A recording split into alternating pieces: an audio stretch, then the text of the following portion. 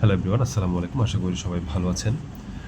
গতকাল Truth Social মিডিয়াতে Donald Trump একটা পোস্ট করেছিল যে সে নির্দেশ দিয়েছে আমেরিকান নেভিকে আ আ হরমুজ অফ স্ট্রেট দিয়ে যে সকল শিপ বাইপাস করবে তাদেরকে যেন সিজ করে।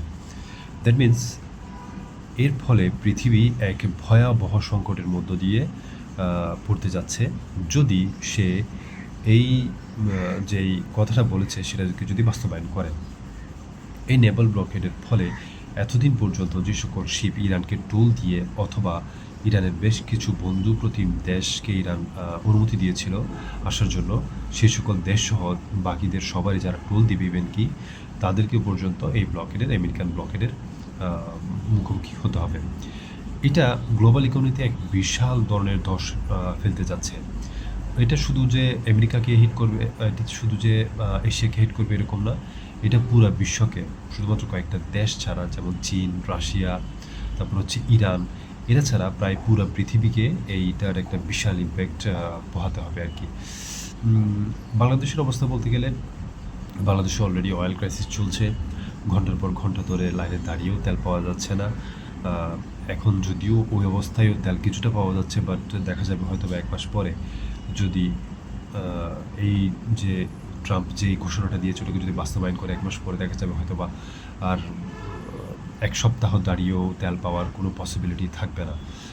এরকম একটা সিচুয়েশনের মধ্যে বাংলাদেশ পড়তে যাচ্ছে যদি ওইটা বাস্তবায়ন করে।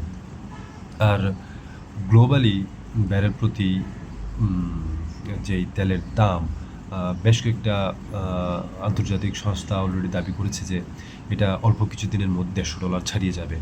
দ্যাট মিনস এতদিন পর্যন্ত পৃথিবী যেভাবে মোটামুটি এদিক সেদিক টেনে টুনে একটা ব্যালেন্স করেছিল, সামনের দিনগুলোতে সেটাও আর হবে বলে মনে হচ্ছে না, বা এটা খুব কঠিন একটা সিচুয়েশনের মধ্য দিয়ে পড়তে যাচ্ছে। আরেকটা যেই বিষয়টা সবচেয়ে বড় ভয়াবহ হতে যাচ্ছে সেটা হচ্ছে অলরেডি বেশ কিছু আন্তর্জাতিক সংস্থা সতর্ক করেছে যে পৃথিবী জুড়ে ফার্টিলাইজারের একটা বিশাল সংকট দেখা দিবে। তো ফার্টিলাইজারের বিশাল সংকট দেখা দেওয়া মানে বুঝতেই পারছেন, এটা পুরো আমাদের যে খাদ্য নিরাপত্তা ওটা পুরোটাই ঝুঁকিতে পড়বে। ইভেন কি বিশাল সংখ্যক মানুষ হয়তো বা দেখা যাবে খাদ্যের অভাবে মারাও যেতে পারে। এস্টিমেটেড আমি একটা শুনেছিলাম যে এই ওয়ারটা যদি আরও বেশি লং হতে থাকে, ৪-৫ মাস বা ৬ মাস পর্যন্ত, সেক্ষেত্রে পৃথিবী জুড়ে প্রায় ৪ কোটি মানুষ অনাহারে মারা যাওয়ার একটা আশঙ্কা দেখা দিতে পারে। আর আমাদের দেশ তো পুরোপুরি ফার্টিলাইজারের বিশাল একটা অংশ বাইরে থেকেই আমদানি করতে হয়। তো বুঝতেই পারছেন আমাদের সামনে অবস্থা কতটা ভয়াবহ হতে পারে যদি এই যে ব্লকেটটা আমেরিকা দিবে বলছে যদি এটাকে বাস্তবায়ন করা হয়। তারপর স্ট্রেট অফ হরমুজের আসলে এই একচ্ছত্র ইরানের নিয়ন্ত্রণটাকেই কোনোভাবে আমেরিকা মেনে নিতে পারছে না। নেগোসিয়েশন চলাকালীন সময়ে পাকিস্তানে অলরেডি ডোনাল্ড ট্রাম্প দাবি করে বসেছে যে ইরানের স্ট্রেট অফ হরমুজ শুধু ইরান নিয়ন্ত্রণ করবে না, এখানে যেই টোলটা আদায় করা হবে সেটা হচ্ছে ইরান, আমেরিকা এবং ওমান।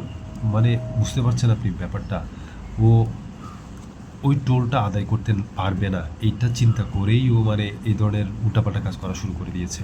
মানে ওর কথা হলো টোলের একটা ভাগ ওর কাছে পৌঁছাইতে হবে। অনেকটা আমাদের দেশে যে চাঁদাবাজি সিস্টেম ওইটার চেয়েও মানে জঘন্য একটা অবস্থা আর কি। তো ইরান তো সরাসরি বলে দিয়েছে যে স্ট্রেট অফ হরমুজ শুধুমাত্র ওমান আর ইরানেরই অধিকার আছে, অন্য কোনো দেশের অধিকার থাকতে পারে না, তৃতীয় কোনো দেশের অধিকার থাকতে পারে না। এবং ইরান তার শক্তিমত্তা দেখিয়েছে স্ট্রেট অফ হরমুজকে নিয়ন্ত্রণ করার ক্ষেত্রে, এবং এটা যে কেউ আর হাত দিতে পারবে না এটাও ভালো করে বুঝিয়ে দিয়েছে।